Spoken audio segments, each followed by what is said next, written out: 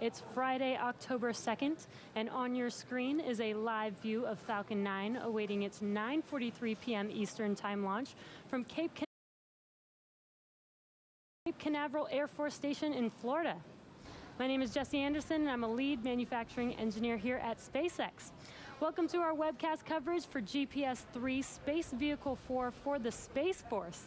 The U.S. Space Force satellites provide mission-critical global access, persistence, and awareness for our national security and have become vital to our global community and world economy. The Global Positioning System, or GPS payload, is one that you're probably familiar with. It will provide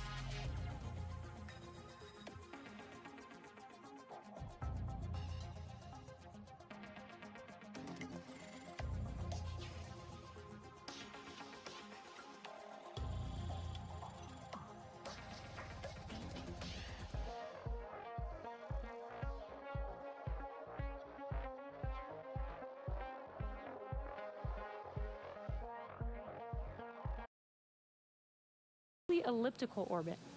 Separation from second stage will occur approximately 20,000 kilometers above Earth, and then the satellite will perform burns to raise its position to enter a circular MEO, or medium Earth orbit, and reach an apogee of approximately 20,200 kilometers above Earth. Inside of that structure that you see right there in front of you on your screen is the GPS-3 satellite, and that structure is what we call the payload fairing, which is about 17 feet in diameter, or 5 meters in diameter, and about 43 feet or 13 meters tall. This payload fairing protects the satellite from aerodynamic heating, loads, and contamination during ascent. Once we're in the vacuum of space, we no longer need this protection, so we will jettison the fairing halves as the second stage continues with the satellite to its targeted drop-off orbit. The fairing halves that we are using today are new, and we'll be attempting to recover them using our recovery ships that you see on your screen, Mystery and Mischief.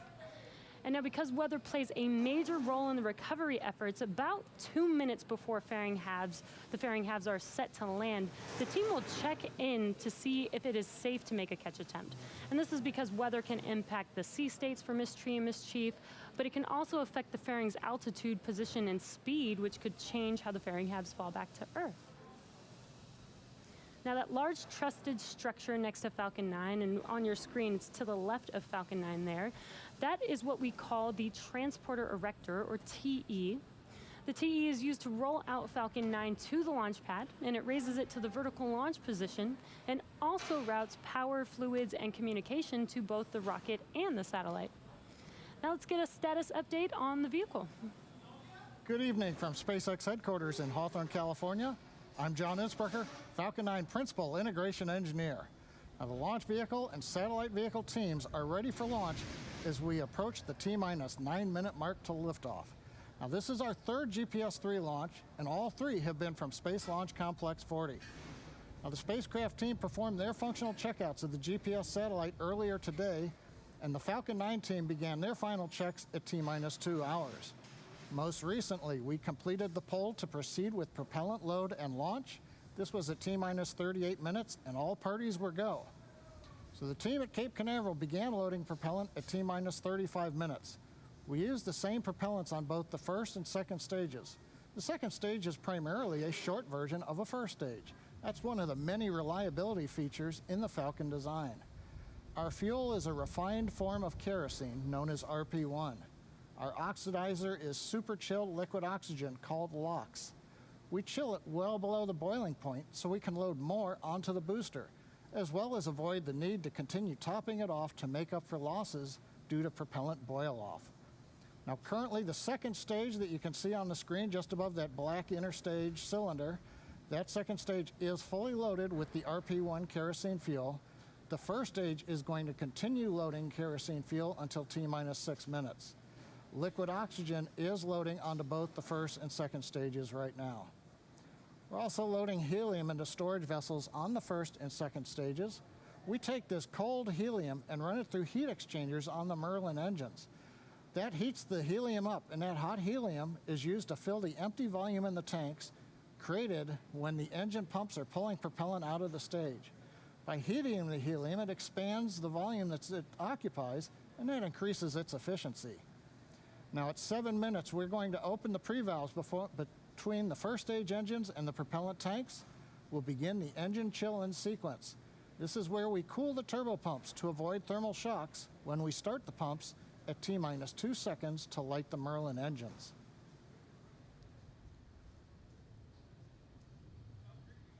And we're inside engine 7 minutes, and we've heard the call that engine chill has begun right on time.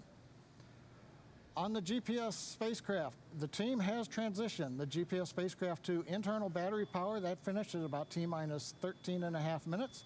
That is their last major activity that's required before launch.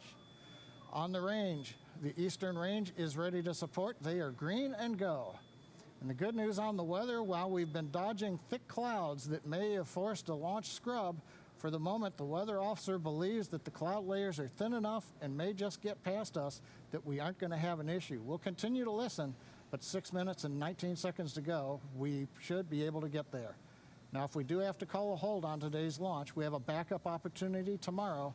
Liftoff would be a few minutes earlier at 9:39 p.m. Eastern Time. But right now, all systems continue to be go for a liftoff just past 43 minutes after the hour.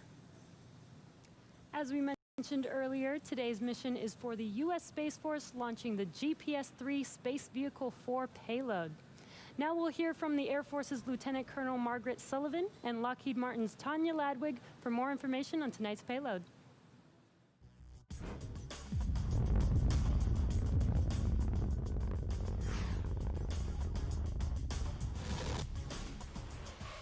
We use GPS every day.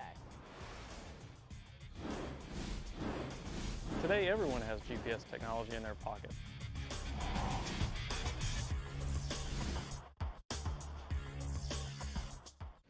It's 25 years of space-based position, navigation, and timing, supporting the entire world. GPS touches the lives of everyday people all the time.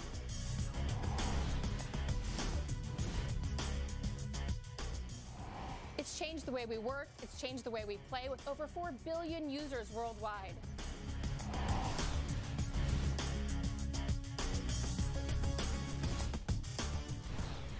We're already preparing for the next generation of GPS satellites with our GPS-3 follow-on contract. and we're inserting greater technology for greater capability.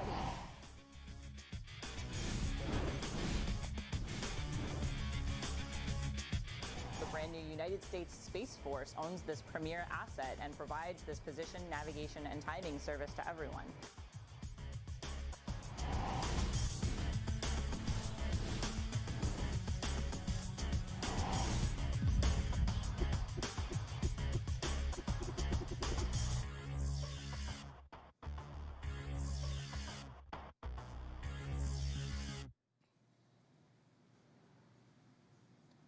We're just over 4 minutes from liftoff. Everything continues to be go for launch.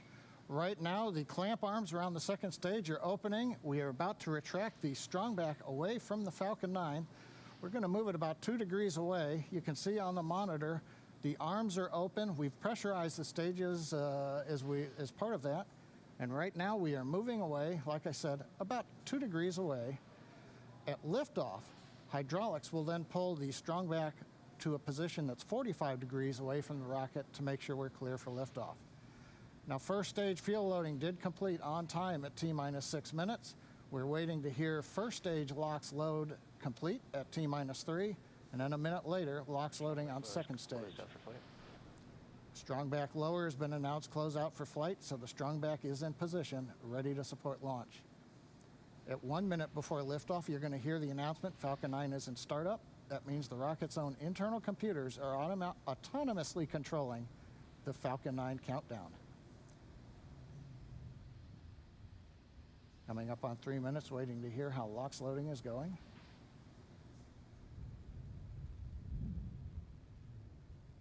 Stage 1, LOX load is closed out. And we've got closeout of the first stage LOX load. Now, on top of the Falcon 9, the GPS-3 space vehicle continues to be go. They have done their last activity, getting on internal power. They're waiting for liftoff now. Good news, Falcon 9 team, GPS team, we're working no issues on the rocket, and the weather continues to be green and good for launch. That call out you just heard, M1D engines are fully chilled in for flight. That means when we get spinning the turbo pumps at T-minus 2 seconds, the temperatures are cold enough so that we won't turn any of that liquid oxygen into gaseous oxygen, which would be bad to pull through the pumps. Now, as a reminder, as we come up on 2 minutes, if we don't launch today, we have a backup opportunity tomorrow. Liftoff time would be scheduled at 9:39 p.m. Eastern Time. Stage 2, LOX load closed out. We're inside 2 minutes, closing out liquid oxygen on the second stage. We're now going to begin draining the liquid oxygen down the strongback, away from the second stage, back down through the lines, making sure that everything is clear out of that strongback for liftoff. And that's what's going to be creating the white clouds that you can see around the rocket right now coming off of the strongback as we vent the gaseous oxygen that's very cold, and it meets the warm, humid Florida air, and you get the big white clouds of condensation. That's normal for us.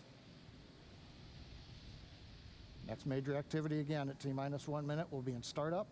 First and second stages will also begin to pressurize for launch.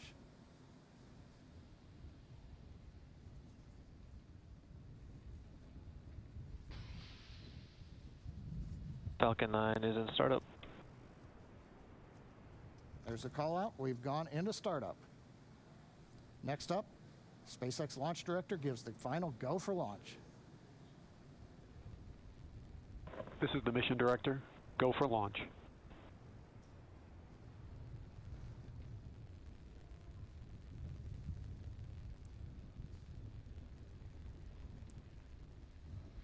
We're coming up at T-minus 30 seconds.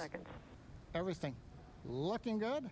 All systems are go for launch of Falcon 9 with the GPS-3 space vehicle number 4.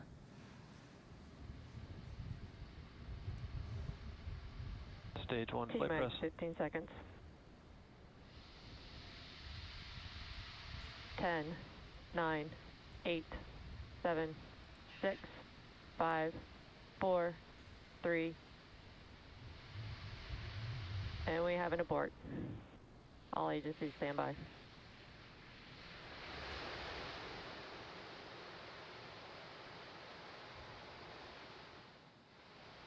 As you can see right now, It's T-minus 2 seconds. We did not get to T-minus 0. We heard the call out of an abort. They're currently safing the vehicle. We're going to be listening to hear if we can get some more information.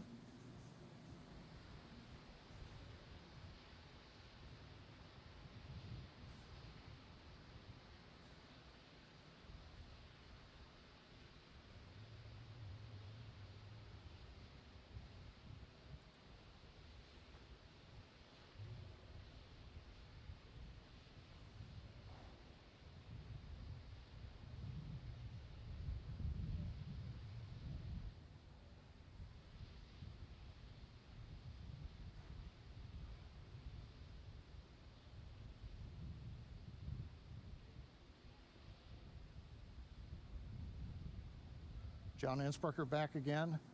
You can see the clock is reset to T-minus 15. That doesn't mean that we are going to attempt another launch. We are going to scrub for tonight because we'll be out of the window. However, that's where the clock resets to as they begin safing the vehicle. Right now the team is busy making sure that the automated sequences to safe the launch vehicle are underway. We did not get down to T0. We did not try to launch. We had the abort, as you saw on the screen, at about T-minus 2 seconds, which is just the start as we get into the engine ignition sequence. Now for Falcon 9, lighting rocket engines and then shutting them down is fairly normal. We do this in Texas when we test the stages. We also do this when we static fire the Falcon 9 on the launch pad, as we did with this rocket several days ago. So going through the sequence to safe the vehicle is fairly standard for the launch team. We're hoping that we may get an announcement from the launch director a little bit later over the countdown net.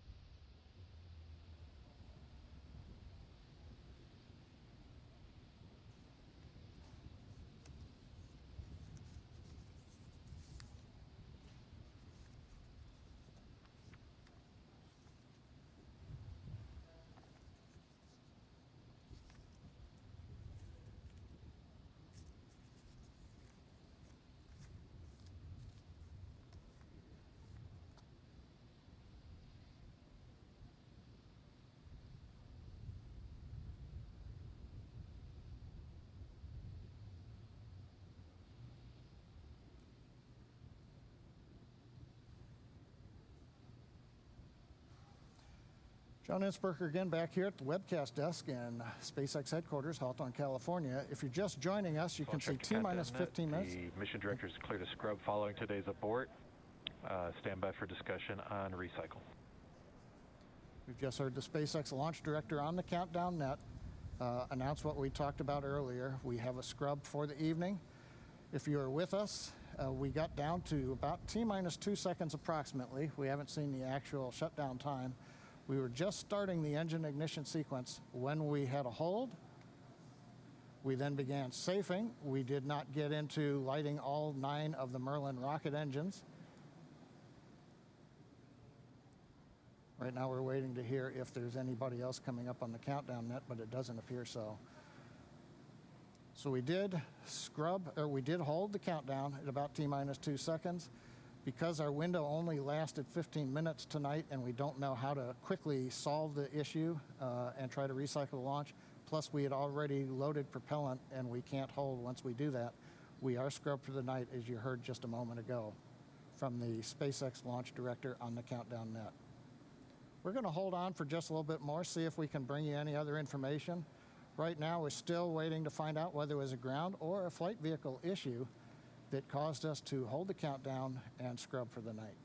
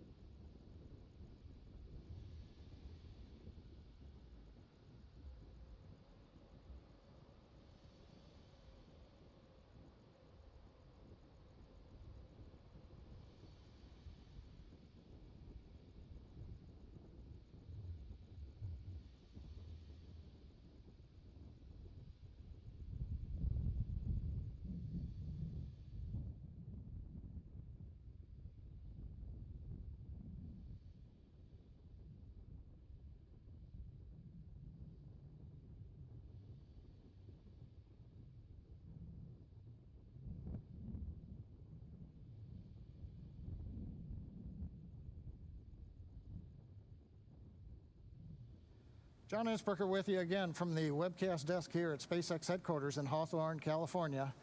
Well, we dodged the weather tonight. We got down to almost T0, but we held at approximately T-minus 2 seconds as we were getting ready to ignite the 9 Merlin 1D engines that would then take us to liftoff and out into space. We are in a safing process right now, fairly standard for the Falcon 9. We've run this on the vehicle many times, those who have maybe seen static fires with us before. The vehicle is safe. Team is working through to make sure that they get all those steps complete. We did hear from the launch director, just reiterating that because of the hold at T-minus 2 seconds, we and the Space Force mission director have gone ahead and scrubbed the launch for the evening. Now, right now, the vehicle is being safed. Doesn't appear to be any issues on the launch pad, but that does end our launch opportunity for tonight. Now, our next launch opportunity is Saturday, tomorrow, at 9:39 p.m. Eastern Daylight Time. Now, we're not sure yet if we're going to recycle and try to launch in about 24 hours. The team's going to have to work through the issues, figure out whether or not we have to go inspect anything on the launch pad, how quickly we can do that. But we still have the possibility that we'll be protecting of trying to be able to go 24 hours from now. So whenever we do get another chance to launch Falcon 9 with GPS-3, Satellite Vehicle 4, hopefully you'll join us again at that next attempt. But until then, thanks for joining us today, and we'll see you next time.